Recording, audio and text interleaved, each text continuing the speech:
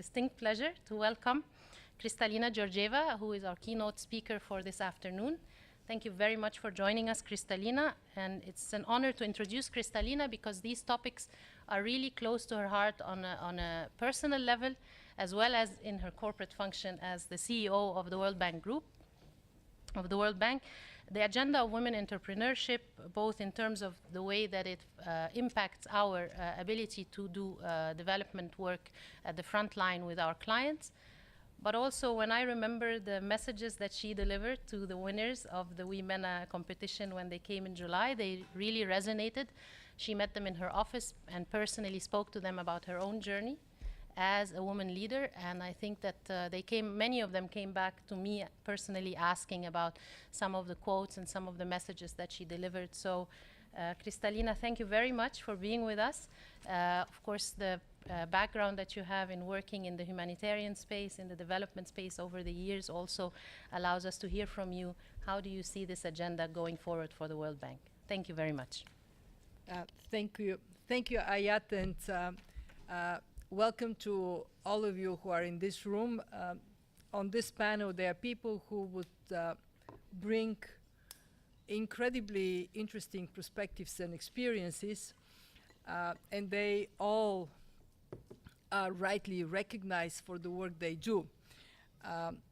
I hope that Ms. Yassin, who I had the chance to meet as our first winner of the WeMena competition, would tell you a little bit about what can make her dance in the shower.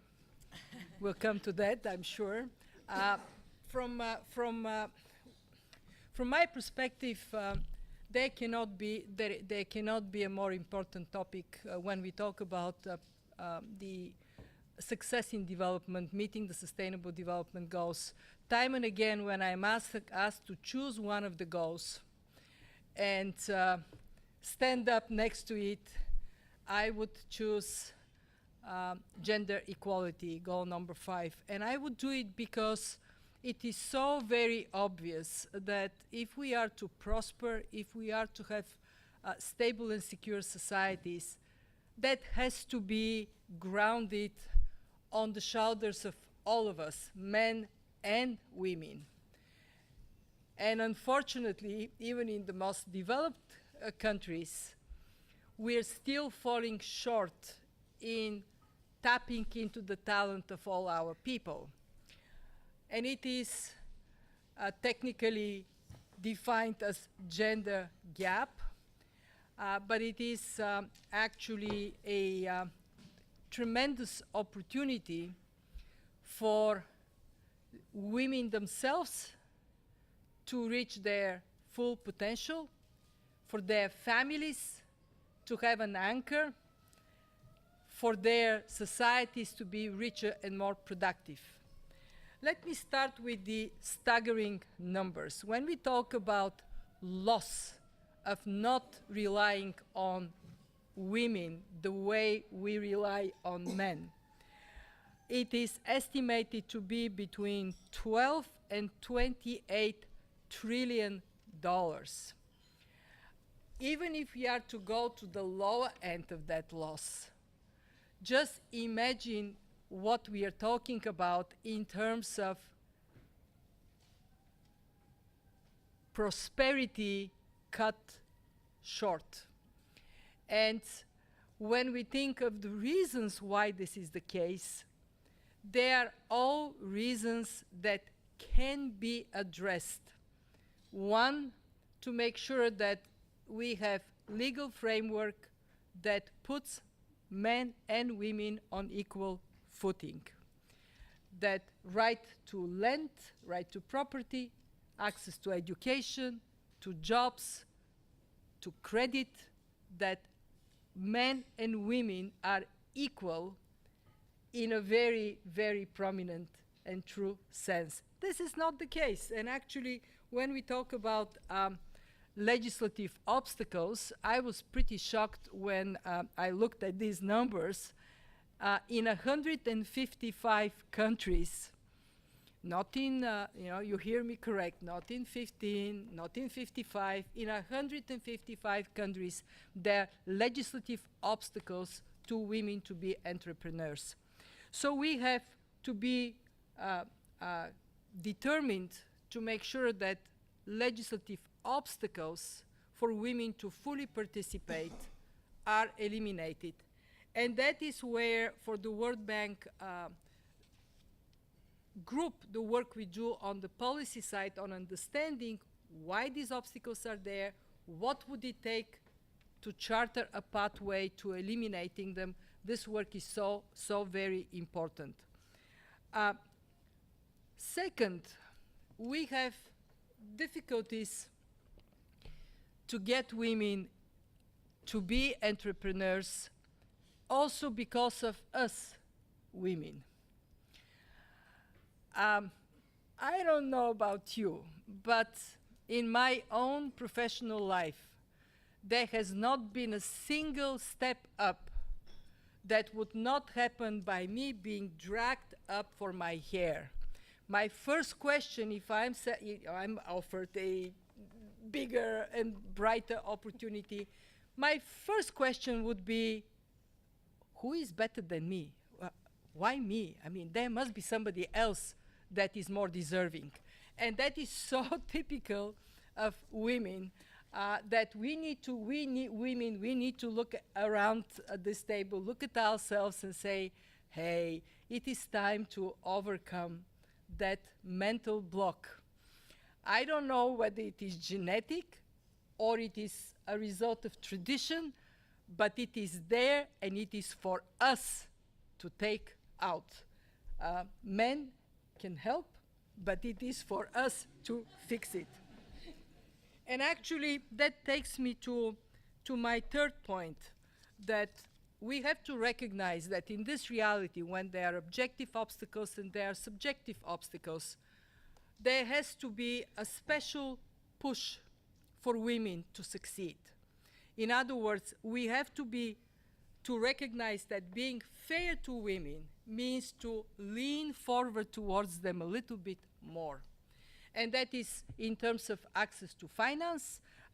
It is quite disturbing that, according to our colleagues in IFC, women-owned SMEs face $300 billion shortage of finance for their enterprises.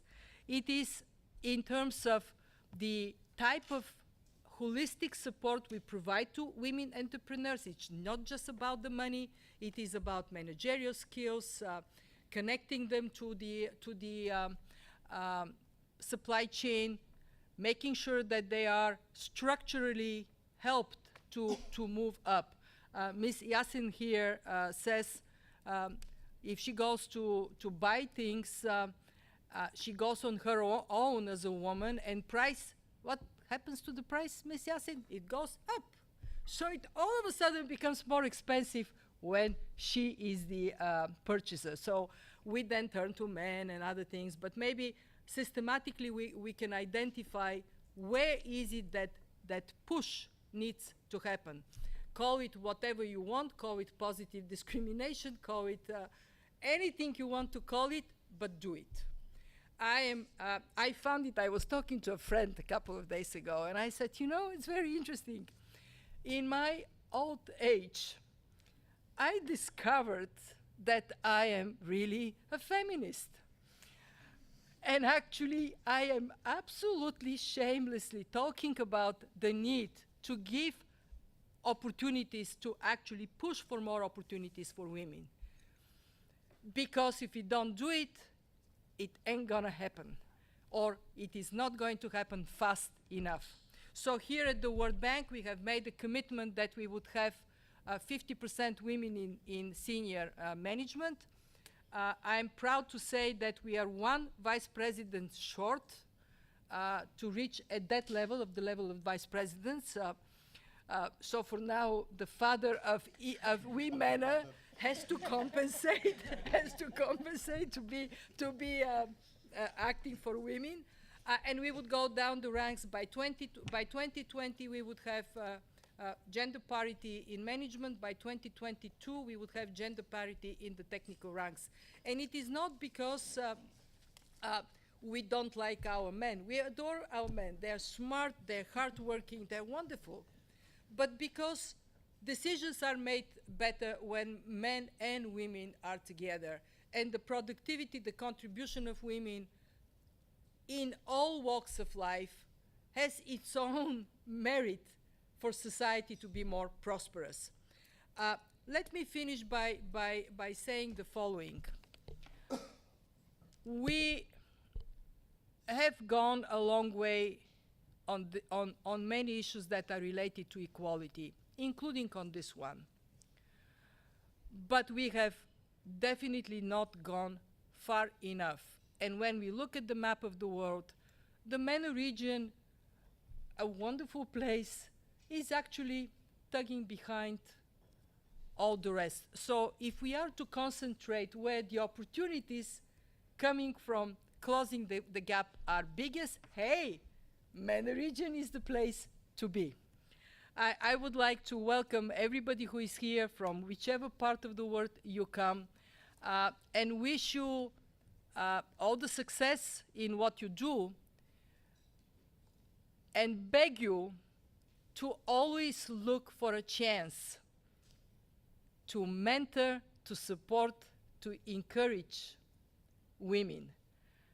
That applies to men, and I want to be again a little harder on us, and it applies to us women.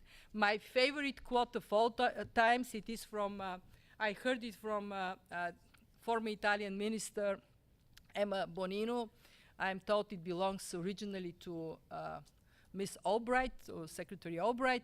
My favorite quote is, "There is a special place in hell for women who do not help other women." We all want to go to paradise. Thank you.